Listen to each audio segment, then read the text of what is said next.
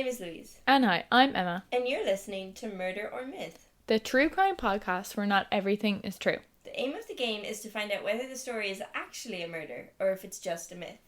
Now, let's get started. So, Louise, today I'm going to be telling you a story about a scuba diver. Scuba diver like a good job. Don't keep that in. I'll keep that in now, just because you sang. No, it's so bad. It was so good. A scuba diving murder. Okay? Okay. So, as I like to say, let's get into it. Tina Watson was born in 1977 in West Germany and relocated to America as a baby. At 3 years old, she was adopted and moved to Alabama with her parents Tommy and Cindy Thomas, as well as her younger sister. So the family... What were her parents' names, sorry? Tommy and Cindy. And Cindy what? Cindy Thomas. So his name was Tom Thomas? Tommy Thomas, yes. Correct. His name was Tommy Thomas? Yes. And Tommy Thomas. Was she married that her name was Watson? Yeah. So, presuming that the wife took the husband's name, as would have been traditional in 1977, his parents named him Tommy Thomas? I have to assume so, yes. Or were you just writing Tom and Sydney Thomas, forgetting that you had written Tommy? You'll never know. I guess I'll know in like 10 minutes. So, the family moved location a few times before settling in Birmingham in Alabama. Tina grew up there and decided to stay in the city for college, where she attended the Alabama University. So her parents then named her Tina Thomas? Yeah, well, if she was adopted, I assume she already had her name. She's adopted? Yes, Louise, you clearly missed that point. At 3 years old, she was adopted and moved to Alabama with her parents, Tommy and Cindy. Okay, fair. I guess she would have already had the name. Yeah, fair enough. I'm 3 years old. Yeah, okay. So, Tina grew up there and decided to stay in the city for college, where she attended the Alabama University. She was doing a degree for business administration. So she's at college and it's January 2001, and there she meets Gabe Watson. Okay. So the two started dating, and Gabe shortly thereafter proposed to Tina. So they are going to get married, and at this stage they are both out of college and working. Gabe is a bubble wrap salesman and Tina is working as a salesperson also. They get married at home in Birmingham, but plan a long honeymoon diving in Oceania. So just in their little honeymoon bubble, some could say. It's great fun. Wrapped up in their honeymoon bubble. All wrapped up, but unfortunately the bubble burst. Did you get that one? Okay. Back into it. So Gabe was a diving enthusiast, and Tina had begun to get into diving too, taking a few lessons.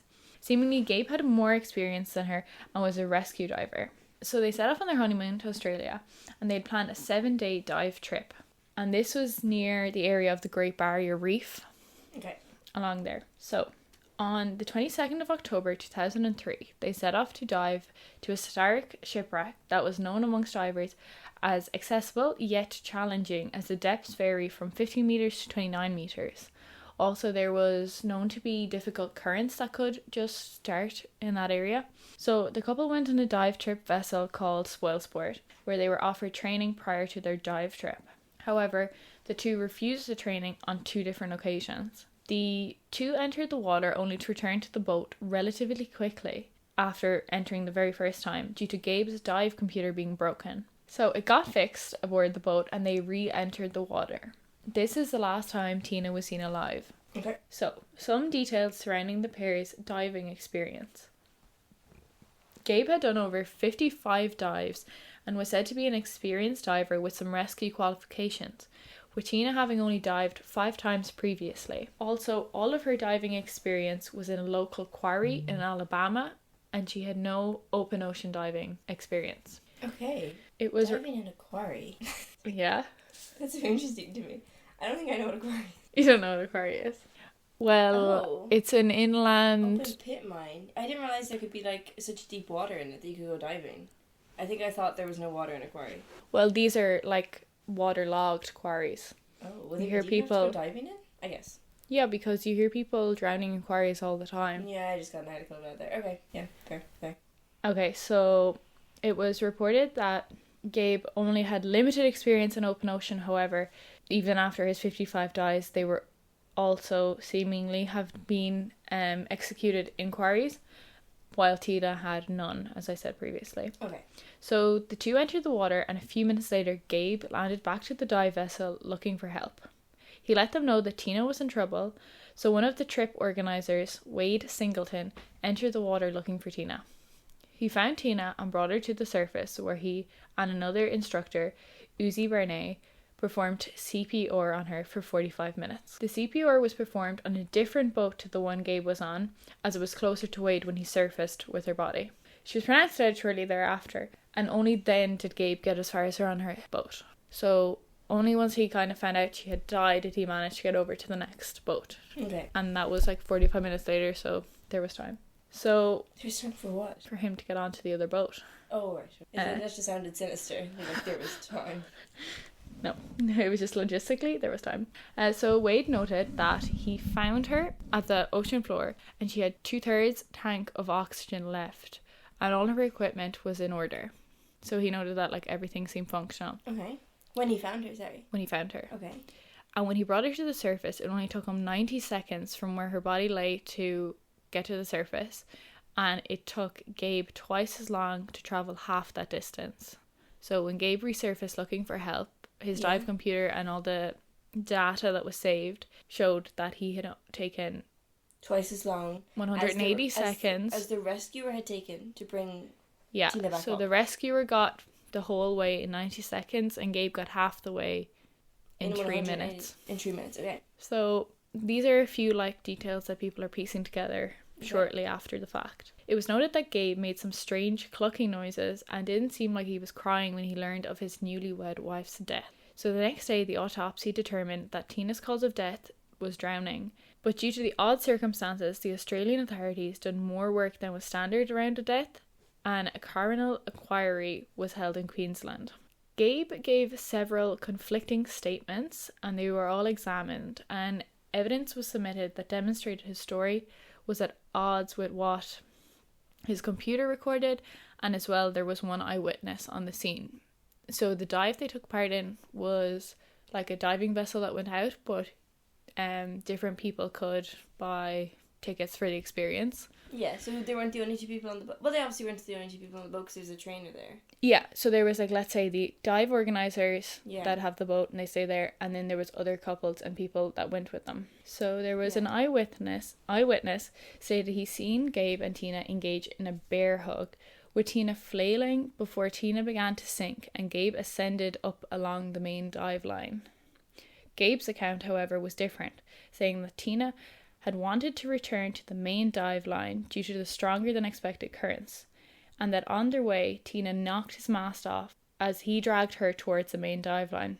And by the time he regained his sight and got his mask back on his face, she was falling fast down to the ocean floor, too fast for him to get her, so he returned for assistance from a dive instructor. Okay. So that was his story. The account didn't match the eyewitness, and it also put question marks over his rescue diving experience. He stated his training gave him little to no guidance on how to retrieve someone as they descended down to a depth. So the investigation found no faults in Tina's dive equipment. It also heard that the couple had refused 2 offers of orientation diving, which was strange, as Tina had little experience and none in open ocean. However, the suspicious circumstances and Gabe's story inconsistencies resulted in a trial. Gabe was found guilty of murder, but it was later changed to manslaughter after he was offered a deal and he pleaded guilty to it. He ended up being charged with only 4.5 years in prison, with the remaining of the sentence being suspended after 12 months. So he only spent 12 months in prison. Okay. So there was a lot of backlash around that, as he got such a small... Was he in America or in Australia? 12 months in Australia. There was a lot of backlash and publicity over the fact that he only got 12 months after admitting to manslaughter. But the arguments on kind of his side were that there was little evidence that wasn't circumstantial and that murder couldn't be proved beyond a reasonable doubt. However, all in all, Gabe gave 16 different accounts of what happened and went back to America after his short sentence in Australia. He later married a second wife who resembled Tina immensely. So this, lots of people after the fact kind of found this as a, suspicious point and theory. So in the end, the coroner speculated, it was never like proven or a official statement. Yeah. Speculated that Gabe held Tina and turned her air regulator off until she died, turned it on and let her sink to the ocean floor as he went up to get help. Also, the refusal for orientation and help was put down to Tina's trust in her husband. So that makes sense. That's kind of what I thought as well. Yeah, so that's probably said that, like, oh, it's pointless, we don't need that, like, they don't teach you anything that I haven't taught you already, kind of thing. Yeah. So as well, like, the lack of that would have possibly not made her aware of how, like, let's say strong the ocean would have been or the currents actually were in that area. So his story of her panicking and wanting to go back to the main line could be plausible. Yeah. One reason given for the murder was a life insurance payout that, as Tina's father said, that Gabe had asked her to raise the amount on her policy a few weeks before their wedding. And that is the story of Tina Watson, who was murdered after only 11 days of marriage. Okay. I'm actually not sure about this one. Okay. The thing about the how fast the rescue diver came back up. Mm-hmm. What was that detail for? Is that because, when they come up really fast from scuba diving? Yes. It can also be really dangerous, can't it? The fact that they came up so much faster. What was the point of that? Was that for that reason? No, that was so that there was kind of a discrepancy in timeline. Why did it take him so long to resurface when he said that? But I thought 3 minutes would be a normal time to resurface from a dive like 15 meters down. But if the experienced dive instructor took 90 seconds to get from a lower depth, okay, yeah, there was no way he should have ever taken that 90 long. 90 seconds sounds very fast to come back up, doesn't it? Well, a minute for and a half. Scuba diving? I thought you were meant to come up like really closely, like minute by minute kind of thing. I don't actually know that much about scuba diving, but do you think that also, this isn't even me questioning your myth, this is just me questioning. Yeah, I know what you're on about, but like, I'm not sure exactly where it happened, but the dive site went from... of this now makes me think it's a myth. The dive site went from 15 to 29 meters. So if it happened in the 15 meters things, that's only 150... That's 150 meters. 15 meters 15 is very deep down. A standard pool is like 1.2. Okay, but like in terms of like compression, I'm not sure, is it like insane? Like 12 times a standard pool. I would say that's pretty deep. But like, I feel like if you could dive to 30 meters, 15 meters... You don't have to Fair. Like, it's all relative. And maybe when you have your, like, scuba tanks and stuff. Yes, it doesn't affect as much. Yeah, to be fair, I don't know about scuba diving. You know what? Me neither. I'm actually not sure. I thought at first that it was a myth. Tommy Thomas is just too funny. That's so fair. But it also does sound like an American name, I guess. Sorry to anyone out there who's named Tommy Thomas. But then the detail towards the end about the coroner's report and things like that leaned me more towards murder. Okay. I'm not super lenient towards either side. Right. So you're a bit stumped. I think I'm gonna say it's myth. You're gonna say myth? Yeah. Final answer? Final answer. It's a murder. It's a murder? Yeah. Interesting. Yeah. It's very sad. Yeah, it's very sad. Yeah, and unfortunately as well, there is actually a picture of Tina Watson. Yes, the part about sorry. on the ground, on the ocean floor, actually. Oh, is that what you were talking about yesterday? When you're like, sometimes you Google things yes. and you see. But the detail about the wife, actually, I should have noted that down. That made me lean towards a murder. That I feel like you wouldn't have added that. Yeah, About his wife looking very familiar, but then that's also the kind of random... It's also like just a little theory to add on the end. Yeah. That was but I added it in detail. I feel like you wouldn't really think of that. Okay, well, I'll note that for later. Answer? No, you cannot, unfortunately. But yeah, the one more eyewitness that was there, he was, I think it was a doctor. He was taking a picture of his wife in scuba gear, and in the background, and there's a picture of the woman on the ocean in the floor. background, you can see another diver like lying on the ground. Oh my god! Yeah. So do they not see her? You can see in the picture. There's 4 people. There's 3 people. So there's the man taking a picture of his wife. There's another scuba diver swimming in the direction of Tina, who's lying on the ground, and it just like captures.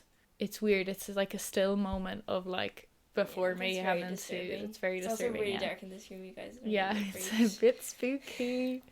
But yeah, and I just thought it was an interesting story. And then I think towards the end there was a lot more detail, but there was a lot of kind of back and forth between Australia and America trying to get more time 12 months is very sentence little. for him to serve, and then extraditing, and I don't think he will go back to Australia without a reason. And also another thing to tack on was he was trying to get payment for her life assurance, I think, while the thing was going on in Australia, and then his lawyers stopped that because they said they didn't want him to look more guilty than he already was. Yeah.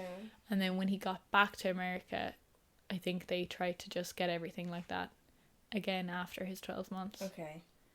But there's a lot of kind of discrepancies even online saying where it's at now, and it's seemingly kind of case closed. Yeah. Unfortunately, he did only spend 12 months in prison. Yep. Okay. That's it. Thanks for telling the story. No problem. This has been Murder or Myth with your hosts Louise and Emma.